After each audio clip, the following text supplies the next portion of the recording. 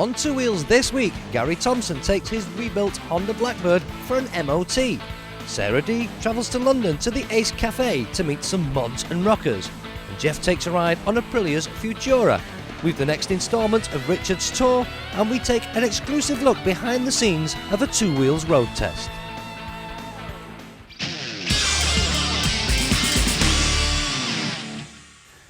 Now, developing a bike engine is a very expensive business, and especially so if you're a small Italian manufacturer like Aprilia. But what they did when they got their big meaty V-twin, they put it in the RSV Melee, the RSVR, then the Falco, and then the ginormous big trailer, the Capo Nord. What have they done now? They put it in this, which is the Aprilia Futura. Designed to fit into that cherished VFR Triumph Sprint Ducati S4 sports slot, this is in fact a softer version of its sports bike sibling, the RSV Melee. It's longer, the steering's just a tad slower, the suspension's a tad less firm, and the engine's power has been rounded out to make it more flexible. But there's more to it than that. Now first, the styling. Now you can't ignore it, can you? It's this edgy styling which has become quite popular, particularly in the world of cars. But look at all these sharp edges everywhere. It's very, very angular. Right round to the front. The headlight here looks pretty swish when in fact you switch it on. It's got this 3 lens set up, but even that is all very angular. The front of the fairing is all angular as well. And these mirrors here, now I'm not too keen on the rest of the styling is actually growing on me, but I must say these bug-eyed sort of mirror housings look very odd to me. Very neat. These heads actually swivel around just like that. The glasses themselves are quite small and they do vibrate a little bit, but I think they spoil the lines of the bike. But anyway, that's that bit. Very edgy styling there. The tank itself is a plastic one, which isn't a good idea if you're touring, because I do like my magnetic tank bag and it won't fit on there, needless to say. But you can put on one with a harness. That's what some of the only curves on the bike really, but it's got these edges here. Massive seat, absolutely enormous. Coming around to the rear end here, you've got this single silencer. You've probably seen it in the magazines and whatnot. Single silencer under there, and that is triangular too. But coming around to the engine here, because there's another part of the exhaust system which is actually underneath here, which you can't really see. But the catalyzer and the expansion chamber is right underneath the engine, so it's two-stage exhaust system. The engine buried away in there, of course you can't see.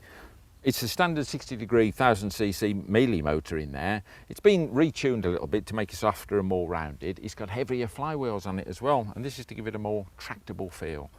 They put new fuel injection system on, which is a Sagem system. Again, that has been reprogrammed. And it's also got smaller throttle bodies. You might say, so what? Well, what they do is actually increase the airspeed through the chokes, and so at low engine speeds you're sucking fuel through in a better mixture because you've got higher speed air, so it makes for a more tractable motor again. But some quite neat touches on it. All these changes mean the engine feels different. It's around 10 brake horse down on the Melee, but although its delivery is wider and less edgy than the Sportster, it's still got bags of poke. At low traffic speeds it feels a bit lumpy and needs a steady right hand if you want to get a smooth pickup, but it's one of those things that you soon get used to. However, once spun up, all is forgiven, and it really does motor as only a chunky V-twin can. Loads of punch from anywhere you care to nail it, and the 6-speed gearbox certainly allows you to get the best out of it. Handling-wise, I didn't expect any problems. It's RSV based after all, but it is a tall bike with a seat height at 810mm, and as you sit pretty upright, it takes some getting used to. Nothing wrong with it, it's just different. Having said that, the more you ride it, the better it gets. And with the suspension fully adjustable for preload, plus compression and rebound damping, you really can tailor it to suit. Especially as it's got this big adjuster knob here for adjusting the preload. Dead easy to operate, even when you're riding along. Just turn it that way to actually crank up the preload if you've got a pillion passenger on or a lot of luggage, or slacken it off if you're running solo. And while we're here, you can see that it's got this massive single-sided swinging arm, very much like Ducatis, the VFR and Triumphs. Very, very neat. Up here, though, back to the RSV now, because this is basically the RSV frame. They stretched the frame and swing arm assembly a little bit to give it another 20mm, just to give you a longer wheelbase and a bit more stability. And they've also kicked out the forks a touch, only 1 degree, but it's, again, just for this stability business. Front suspension's fully adjustable, by the way, as is the back. Forks themselves, they're upside downers, Brembo calipers, big 300mm discs, nothing exceptional there, alloy wheels. But this edgy styling follows right down to the mudguard. You can see it down there. Now see this? This isn't an alarm, that's actually the release for the seat. I bet you've never seen one there before, I certainly haven't. Put the key in there, just give it a turn. That should release the seat. But before I actually take it off, let me just show you this. This is an absolutely massive seat, as you can see. Very, very comfortable, very broad for you and the pillion passenger.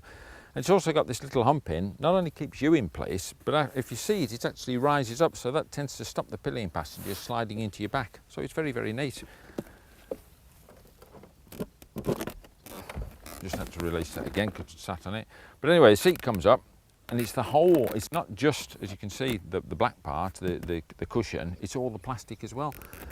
But surprise, surprise, even though it's absolutely enormous, there's no space under there for you. You've got your tools in there, got access to the battery, but you haven't got any access because the silencer's under there. So it's a nice styling thing, it looks nice and neat, but it does take up a hell of a lot of room that could have actually been used to put waterproofs under or whatever. But anyway, it's just one of those things, I suppose you get used to that. Now obviously Aprilia have taken this touring thing seriously, and as they should. It's a sports tourer. But if you look at some of the details, they're really good. Looking down on the centre line of the tank here, the petrol filler is actually slightly offset to the right hand side. So that is, when you've got a tank bag on there, you can just lift it to one side and easily get to the filler. Something else that they've got is a centre stand. And all touring bikes should have a centre stand, and they've got a nice little cushion grip on the side here. And even though this is on the grass, I shall demonstrate. And here we go. Quite easy, bike nice and stable. So they thought of everything. Very, very sensible. So back to the Futura, as you might say. Is it up to the job as a sports tourer? Yes is the short answer.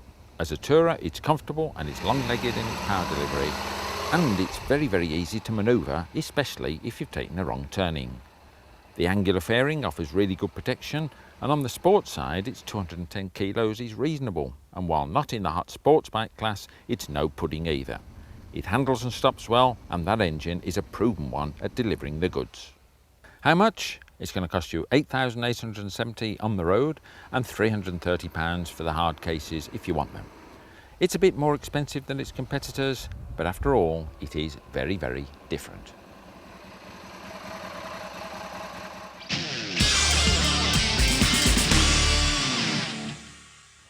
Once upon a time when the music was hard and the rebels wore black leather, a humble transport cafe built in 1938 became home to the rockers and ton-up boys of the 1950s. Alas, this cafe served its last cuppa and was closed in 1969. But today it's been rebuilt and lives on as probably the most inspirational sight to bikers on the old North Circular Road here in London. It is, of course, the legendary Ace Cafe.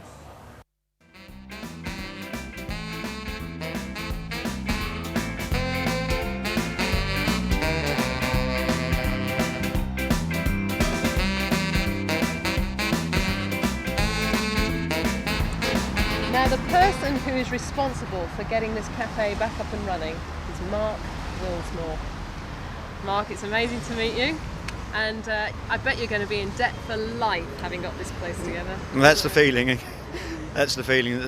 The bank manager, for want of a better expression, has grabbed hold of a soft part of my anatomy and my throat at the same time. But it had to be done. When were you inspired by this place, and what made you take it on to rebuild it? Well, the only way I can sort of describe it is that I live locally, but I'm not old enough to ever have been here. But had I had an older brother, he would have been here. But I have grown up with a passion for bikes and passion for rock and roll. And the spark was when a friend in the tail end of '93 said to me, who used to come here, said to me that the place shut in September '69. My mental agility was such that I realised that the following year, in '94, it would be 25 years since it closed, and that would be the excuse to organise a reunion, and that reunion would be the key to eventually opening the place. And that's the path that I followed, basically, with a sort of single-minded mission. Well, it's been raining a lot this morning, and it is a Saturday, so there's not a lot going on, but we have met a few good people, including here, Mad Stan. Hi! Now, you are, what, president or vice president? I'm vice president. We have of Lightfoot MCC. Let's have a look. Excellent. Now tell me a bit more about this club. What do you get up to? Oh, we go to different travels all over the country. We're hopefully going to do a couple of French runs next year. We mostly all own trikes. I got it as a basic frame, no front engine, no front end. I therefore looked at it, thought, yes, this is going to be me. Right. And I scrounged around, got the engine, got all the bits and pieces, and just started. I've got to get another couple of skeletons for it because I want to put. Do you have other a name bits. for your skeleton, aren't you? Nah, she's been on a diet for quite a while and we ain't bothered to call her a name yet. So you've counted the ribs and it's definitely female? Yes, definitely. 100%. Okay, so the days of rock and roll, but you couldn't hear any rock and roll on the radio because nobody would play it. It was quite avant-garde. So the only place you could get to hear rock and roll was either on a jukebox somewhere or at the fairground. Now with that going on, as well as motorbiking going on and speed being the in thing, record racing came along. What's that? Well, you put your money in the slot of a jukebox. When the record starts, you race to a given point and back before the record finishes. Now that is dangerous. Later in the show, Sarah meets some mods and, of course, an old rocker.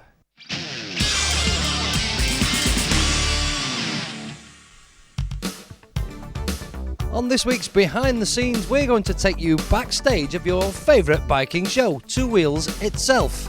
It's not quite all glitz and glamour, this TV like, you know, oh no. And contrary to popular belief, I don't spend all day poncing around on big fancy superbikes. My day starts round about 7:30 a.m. The office is usually fairly quiet at this time and it's a good opportunity to get plenty of work done before all the daily hustle and bustle gets underway. So it's via the coffee machine and then it's off to the pigeonholes to check on the day's post. The usual assortment of invites, press releases and the odd bit of junk mail, and then it's head down into a mountain of paperwork. And when I say a mountain of paperwork, that's exactly what I mean. Here I am, this is the Nerve Centre, the Two Wheels Nerve Centre. In fact, this is the whole of the motors department here that produce all the programmes on Men and Motors. Very quiet at the moment because it's early in the morning and they're probably all stuck in the Manchester traffic, but this is where I spend a lot of the time, surrounded by things bikey, all sorts of bikey things, paperwork, goodness knows what. This here, that's just one day's delivery of invitations and press releases, invitations to dinners, launches, press releases, all sorts of things, sample videos, goodness knows what. These here arrived on the desk late last night. They're the tapes, they're from one day's filming. That will represent probably 3 items within Two Wheels. These are an hour long, 1, 2, 3, 4, 5 hours of tape there. I'll have to sit through that, write a little log and work out how the whole thing goes together, then take it down to edit, then it gets put together. The paperwork, look at that there, is that there? That's all the forms and all the stuff that I have to complete for one episode of Two Wheels. One episode, that is. We've done 258 episodes now, so there's an awful lot of paperwork, believe me. The telephone is hidden under there for now because it's a bit early yet. Nobody's up yet, so that won't be ringing, but very soon that will start ringing its nuts off. This thing here, the bane of my life, email, the dreaded email system. Something like, I don't know, 25, 30, maybe 35 emails a day. Lots of them internal, but lots of them from the motorcycle industry and the press around the world, really, from all over the place, telling us about things that we should know and we can ask them questions and communicate. Fantastic system, but can be a bit of a pain. It's all hard work. There's a lot to do. I have to make sure the crew gets booked. If we've got a shoot on today, the crew need to know where they're going. Have they got a map? Do they know what time to get there? Do they know that there's a road closure there? Where are we going to film the bike? Is it safe for the public? You know, we've got to be very careful. An awful lot of work, but it's definitely well worth it, especially when we get out on location, because that is when all the fun starts. Now this is Jeff out on location with our cameraman James. James himself is a keen biker, as is just about everybody that gets involved with the production of Two Wheels. Jeff will work things out with James, explain the kind of shots he needs to get to illustrate the certain features of the bike that he's testing today, and then together they'll work out a route. That looks like a nice bit of road there. We'll probably include the odd twisty bit and the odd picturesque village. Then it's on to the bike itself. What kind of shots do we need to get to illustrate the certain features of this new Triumph? And then when both Jeff and James are perfectly happy, the filming can commence. quick check of the vision, that looks okay. Yes, we've had a sound check. James is quite happy, and then it's over to Jeff to deliver the information. Jeff won't work from a strict script as such, but more from a series of notes. And generally speaking, I have to say, he gets it right more or less first time. Then James will have to get some close-ups of the things that Jeff has spoken about. And then when all of the information has been recorded into the camera, that tape will need to be checked. It'll be checked for picture quality and for sound quality, and if there are any problems, Jeff will have to do the whole thing all over again. Ah well, it's all in a day's work. And we'll catch up with Jeff for a quick chat later in the show.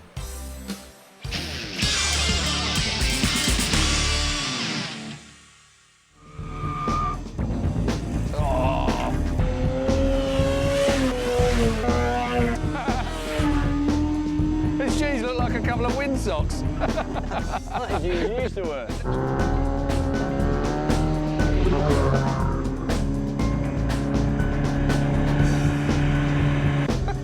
Oi! That nearly got away. Oh, man.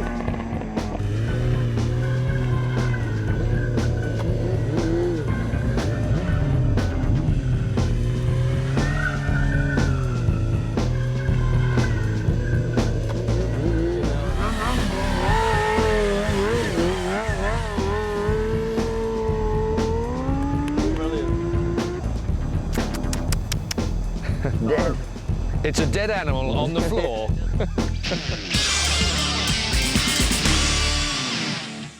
Now, I would be quite surprised to see a motorcyclist with full leather gear turn up, zip off his leathers. What do we see? Dog collar.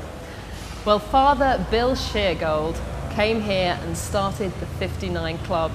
He used to invite all the youths that came here, all the motorcyclists, off to his church, and the 59 Club became one of the biggest motorcycling clubs in the world. Haha, now when you've got rockers, you've got to have mods, haven't you? Now, no, it's Steve, isn't it? That's Steve, yeah. That's Okay, Steve. now am I right in saying that the rockers sort of happened in the 50s with rock and roll, and then along in the 60s came the mods? A little bit more romantic. Basically, the mod started off in about 1959. All right, originally. The rockers were there, and the group was decided to get, as I say, change the style a bit. You know, we wanted to be different, and we decided next thing is to try going on for the Italian look and everything on that line. And we started getting the earlier scooters. And in general, it was two splits then in the teenage eras. Rockers were dying off, or we thought they was, but they wasn't. They still stayed in their sort of dinosaur era, like, you know. But we wanted to move ahead. And the reason we moved ahead was, A, we wanted to get the better looking girls, like yourself, very nice. I had to get that one in. And as I say, we started going down the coast like everything else, and because, as you know, in history, 1964, it was alleged it all kicked off between the two sets of teenagers. Total rubbish. Didn't happen. It was the newspapers that done that. Really? Yes. So And they just... the newspapers come up to us, the reporters come up to us, and they gave us a £5, right, to start some trouble. Unknowing to us, the rockers got offered a £10, and they did start trouble. And but basically, all it was sheer boredom. In Clacton in '64, I was actually there, and it was sheer boredom. There was nothing to do. All there was up there was pensioners, and we don't have arguments with old people because we don't believe in that, or we didn't in them days. We just got up to a little bit of mischief. That was all, jumping over a few barriers and just causing a bit of mayhem, like fish and chips are not paying for them or something like that. And it just escalated. Next thing you know, there's major riots going on. It was total rubbish, total rubbish.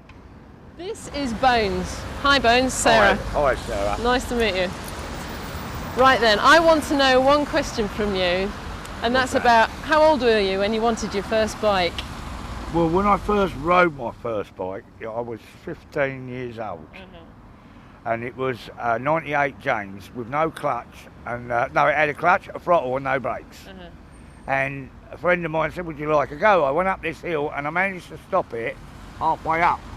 Come all the way down, I thought, this is fun. And I was hooked on bikes ever since.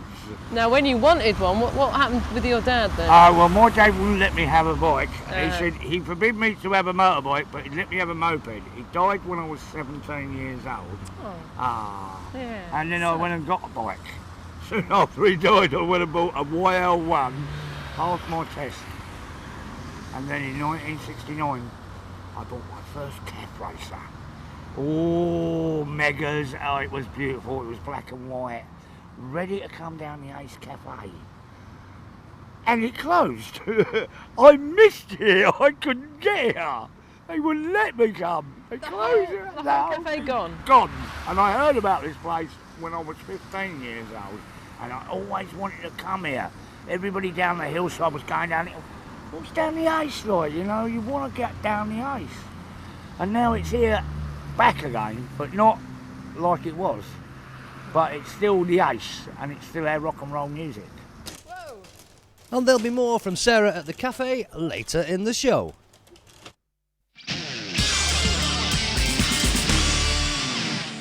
Right then, well, it's time to get some behind-the-scenes exclusive insight into the life of a TV road tester now from my mate Jeff. That's me, is it? That's you, Jeff. You're our TV road tester for today.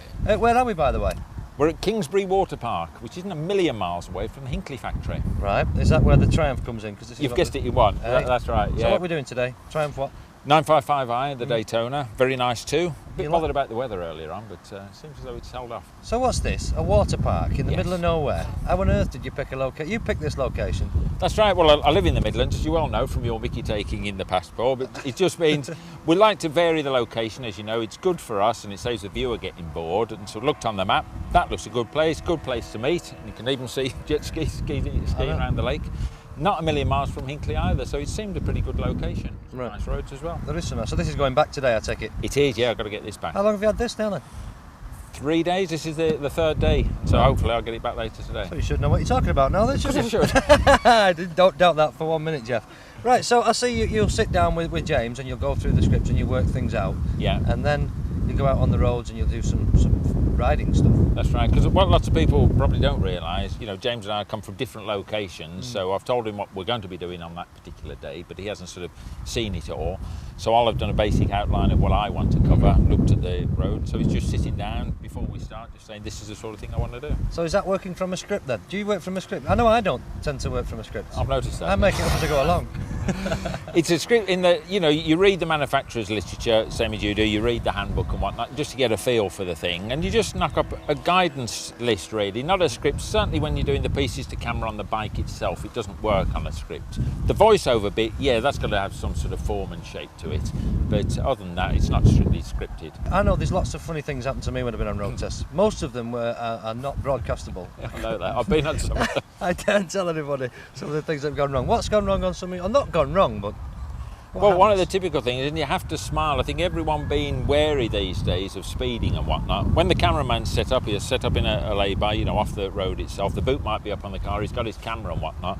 So if you're following a car there, you see all the brake lights coming on because they think it's a speed trap or something. Of course they do, yeah. And then when people are coming the other way, they see a biker coming, they say, "Oh, be friendly." They start flashing the headlights, and I think, "Oh no, it's not a cameraman," you know. So, or rather, it's not a police guy. But it's that's one of the typical things that happens. So it drives you mad, doesn't it? Yeah. And you get the other people who are genuinely interested, and they want to know who we're filming for, what we're doing. Oh, I know. Well, we've had an audience here this morning, I noticed, yeah. All the local kids come now. I want to be on telly, don't they? Yeah. At some time, we picked a lovely location, went down to BMW's once and picked a lovely location, a stately home. I think, oh, well, this will do, but I'll do the right thing. I shall go and ask at the door. Receptionist said, "Oh, I don't think there'll be any trouble." She said, "I'll have to call Mr. Jones down," or whatever his name was. Mr. Jones comes down. Yes, you can. How long are you going to be here? I said, "Oh, 10 minutes, 15 minutes at the most." "Okay, that'll be £150.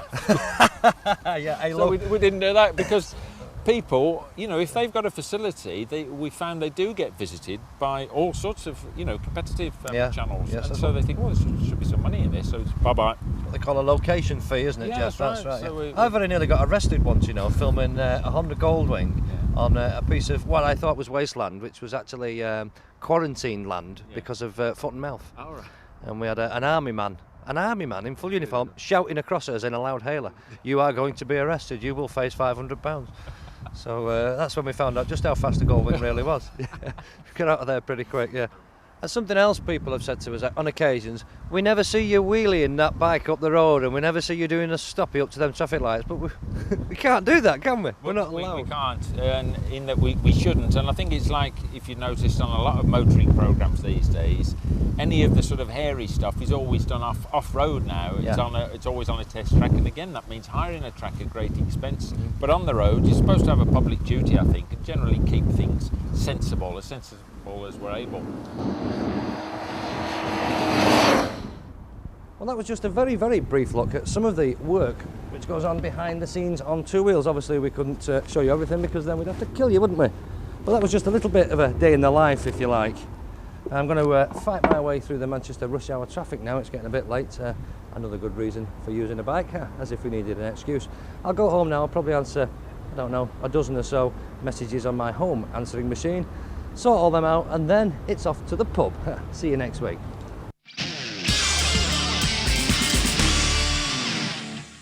You join us on day 3 of our tour, taking in the Scottish Highlands and Islands. On day 1, we covered nearly 100 miles by ferry as we made the trip out through the Sound of Mull to the Outer Hebrides. Now, as we continue to hop from island to island, we're going to be back on the boats on this day 3. We'll be making our way right to the top of the islands to Stornoway, from where the ferry takes us back to the mainland. We'll wind down through the Western Highlands, ending up in Gairloch, where we'll be based for the next couple of days. Peter, where are we? Here we are. We're on the west side of Lewis at the Standing Stones of Callanish. This was here's 5,000 years. It's been here, so it's been here a long time. Now, is this a major tourist attraction? Because it's not exactly overdeveloped around here. It's still pretty quiet. I would say it's very remote, this, and yes, you do get tourists coming here, but it is a major part of the island's history. There are some miles to cover today, but still plenty of time for sightseeing, which is just as well, because boy, are there some sights to see. This village is a precise recreation of how people lived here for hundreds, if not thousands of years. They lived like this until fairly recently, when the Highlands were cleared. Purpose-built, absolutely part of their environment. These buildings would stand up to anything. If there's one good thing about travelling from island to island by bike, apart from the incredible sights to stop and look at, it's that every now and again you get to leave the two wheels behind and relax, take a trip by boat. We're enjoying a brief break, and it's time now for this week's touring tip, and it comes from Jim on his Varadero, and it is what? Right, when you get on uneven ground, Which happens a lot. This which happens a lot, yes, gravel it's or either on field. the continent or in mostly Scotland, you have a side stand. Yeah. When you put the side stand down, you're all kitted up, you've got use one of these. Right, now I've seen these before, You've seen these plastic plastics. plates. Okay. That's right. But there is an addition to it which makes life so much easier. It's been specially gymmed. I'll demonstrate to you at the Okay. moment. Okay, Don't side drop your stand bike, there. Jim, it'd be really embarrassing. No, yes, I know. So you're on the string. It's on a bit of string. On a bit of string. Yeah, when I get this right. Yeah. And then just slip it in there. In the usual fashion. Bike doesn't That's sink right. into ground, doesn't fall over. And you tie it around the top of there. Right. And you're off the bike. And that's you. Right. So you've got this. Just come off the bike. It's all quite safe, it's not going to go anywhere. And that's the bike, Yep. okay. So when you've got all the gear on and everything on, struggle on the bike again. Yeah. So much easier just to get on the bike, take off your string, wick it up, It's like fishing. side stand up, and just wrap it up, put it in your bag. Because you Easy. don't have to ferret about like that. Correct, yes, and fall off the bike as Neat, normally and it you could would save you a normally. lot of car park embarrassment. Yes, and That's a lot this of week's money. touring tip. Thank you, Jim. Okay. Some of the sites Peter had lined up for us on our tour would be small, unique, special. Then some would be grander, and some would take your breath away. This was one amazing gorge. Incredible to think the whole thing was scooped out by just a trickle of water. Mind you, it took a year or two.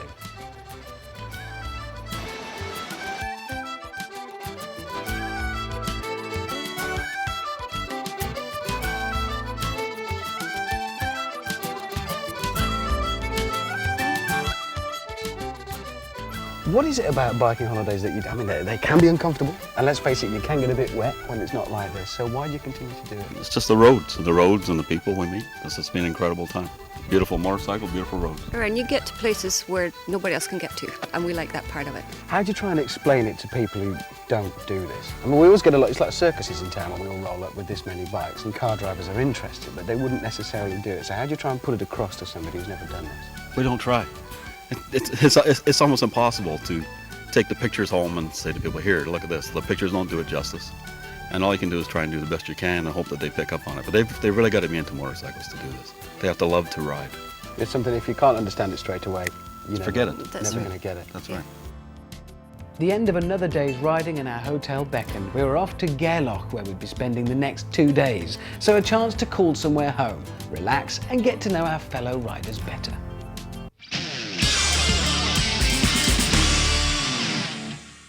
We're back with Wayne's Warehouse again on Two Wheels, where I spend your money.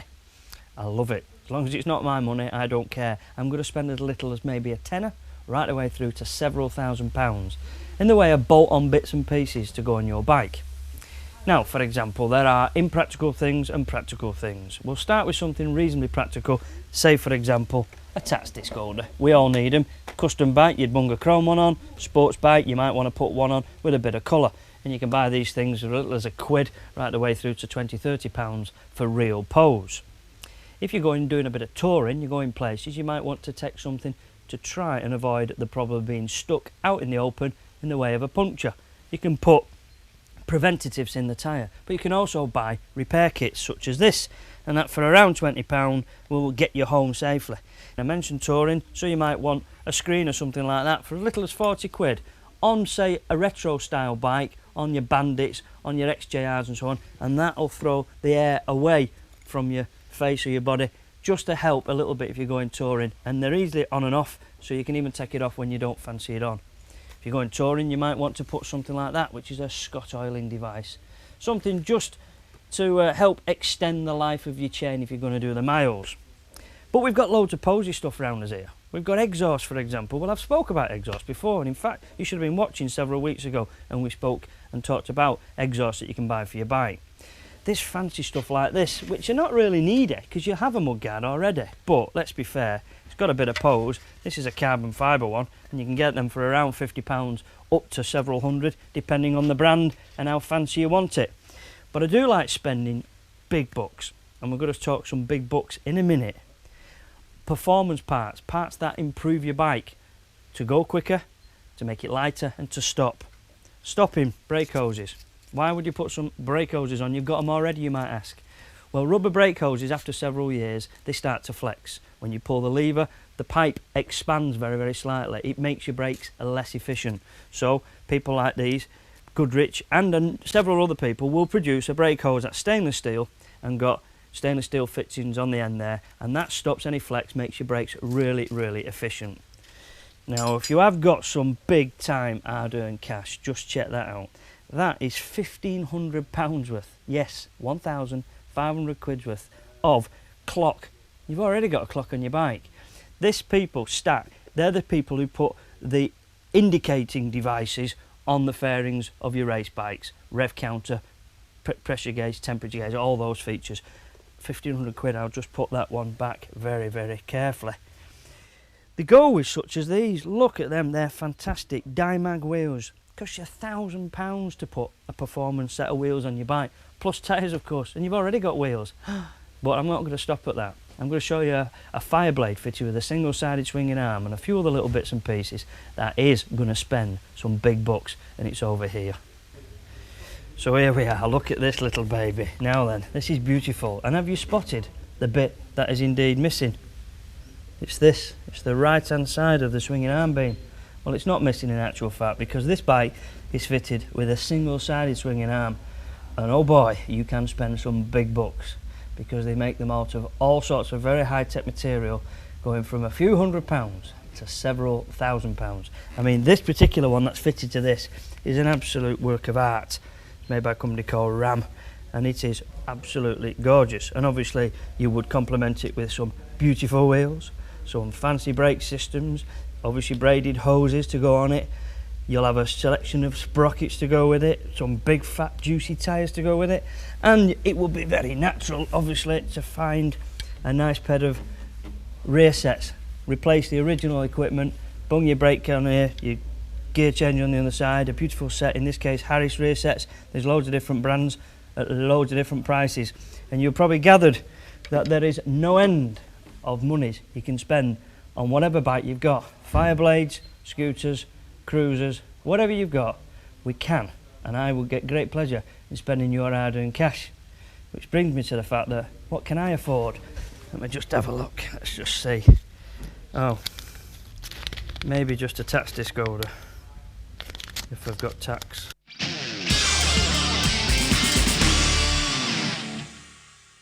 Colin. Right. Hi. Now you're part of a very, is it a rare club, or would you say there's a lot of people that joined it now? Well, we've got about 100 members at the moment. Oh, that's pretty good. Right. So it's quite a big club, but we're spread all over the country. So what's it called? It's called the 3% as MCC.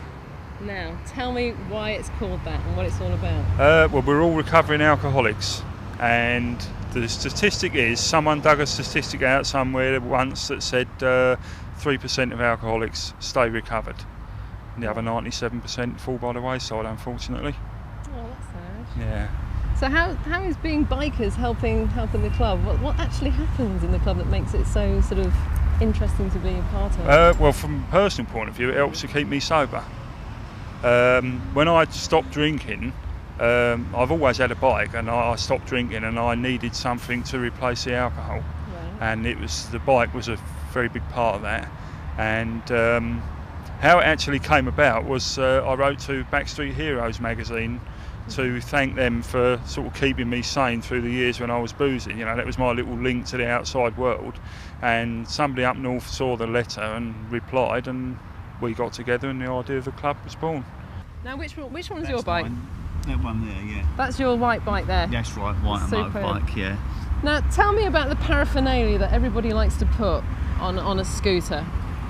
Well, what would you like to add onto that, if anything? Yeah, if I'd like anything, I'd like to later on put some lights and some mirrors like these I've got, and I've just been rebuilding that. Mm-hmm. And been doing bits and pieces. I'd like to put some mirrors and some crash bars like what I got. I've just made like the backrest up, which is on the back there. That's an original 60s backrest, which is called the standing knife backrest.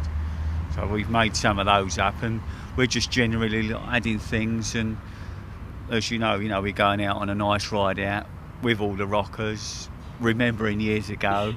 So you're all one now. We're all one. That's right. Yeah. We go down You've to been through your troubles. That's right. Those that may have been or not. That's right. Yeah. And now you're together. We go down to Carnaby Street to the old clothes shops down there and buy all the clothing like we used to years ago, like the Stay Press trousers and the Fred Perry shirts and all that sort of thing. And it's a right good time. And it's nice to know, 30 years on, that we're still doing what we done 30 years ago in the 60s, and it's nice to think back and think, blimey, 30 years ago, I was doing this. I'm nearly 50 now, and I'm still doing it, and I really enjoy it. The days of the Douglas and the Enfield Connie, the Beezers and the Triumph Bonnie may well have slipped into nostalgia, but that doesn't mean you can't be part of the legend. Just make your way to the Ace Cafe. Maybe I'll meet you at the meet. Come on then, Mark, I'll have you again. Whoa!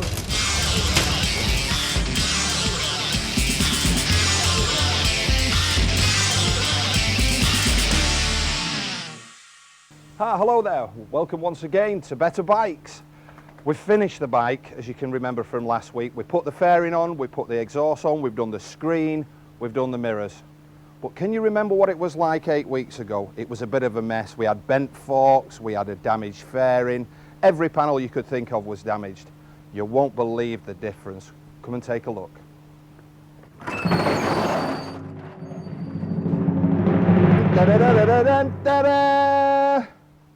Well, there it is, all nice and shiny, all ready to go. You have to excuse the smoke, I think I had too many cigarettes. I've been working rather late on it, but as you can see, look at that, beautiful, ready for the MOT. Now I have actually booked it in, so you need to do that. If you're going to drive it on the road without tax, down to the MOT station, book it in first, and then you're perfectly legal to do that. In the meantime, I need to get changed, get all the clobber on. I'll see you down at the MOT station.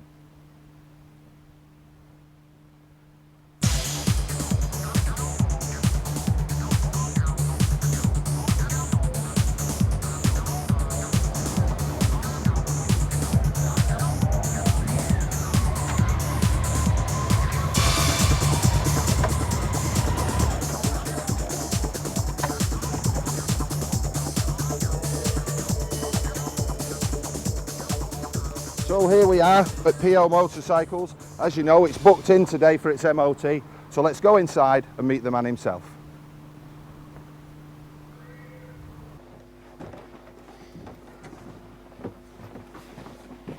Morning, mate. Good morning. How Is you that doing? Paul? It is, yeah. Gary Thompson. Hello, Gary. How you doing? I brought the Blackbird in for MOT.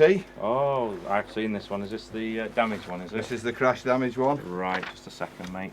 R52WOA. That's the one. Lovely. Have you got the keys, mate? There's the keys. Now, you are going to go easy on me, aren't you? I've Oh. spent a lot of time on this. Of course we will. I'm sure we'll do something for you. I think everything's going to be okay. I've checked it out. I've done a pre-check on it, but go easy on me. Okay, I'll see what we can do. Would you like to get yourself a coffee, mate? Oh, that's lovely. There's some money, and gladly have a look around my shop if you wish. Okay, thanks All very right, much. mate. Cheers, See thank you you. shortly. Thank you.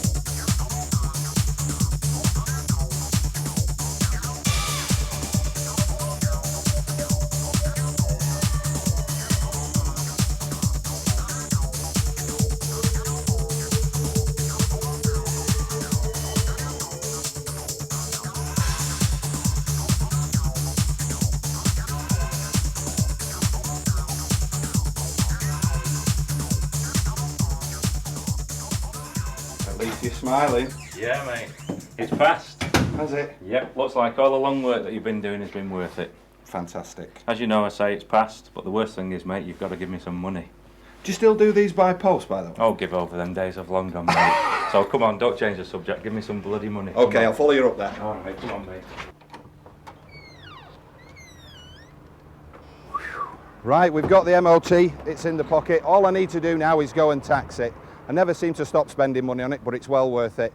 If you join me next week on the show, we're going to start right from the very beginning and we're going to recap on everything that we've done. We're going to show you how we've done it and we're also going to tell you how much it's spent. I'm happy, I've got the MOT, I'll see you next week.